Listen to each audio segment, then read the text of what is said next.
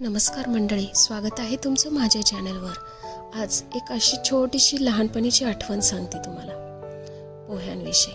साधे पोहे, पण प्रत्येकाच्या आयुष्यात त्याच्याशी जोडलेली एक गोष्ट असते जी कधी विसरता येत नाही। लहानपणी सकाळी आई उठवायची, उठ लवकर पोहे तयार आहेत, आणि आपण अजून थोडा वेळ झोपायचो, हट्ट करायचो। पण जेव्हा उठून किचनमध्ये जायचो, तो गरमागरम पोह्यांचा सुगंध आणि आईच्या हातची चव, सगळं काही परफेक्ट वाटायचं। त्यावेळी कधी वाटलंच नाही की ही छोटे क्षण एक दिवस आठवण बनून राहतील।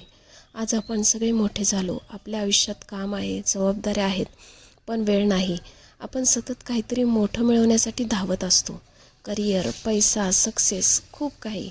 पण त्या धावण्यात आपण जगायलाच विसरत आहोत। कधी विचार केला आहे का की शेवटचा वेळ कधी आपण शांत बसून मनापासून काही खाल्लं होतं? एक प्लेट पोहे, ना टेन्शन ना फोन, तो फक्त मोमेंट। हेच खरं लक्झरी आहे। आयुष्य खूप कॉम्प्लिकेटेड वाटतं, पण खरं पाहिलं तर ते खूप सिंपल आहे। आपणच जास्त विचार करून, जास्त अपेक्षा ठेवून ते कठीण बनवतो। कधी कधी थांबणं गरजेचं असतं, एक खोल श्वास घेणं आणि स्वतःला विचारणं, मी खरंच खुश आहे का?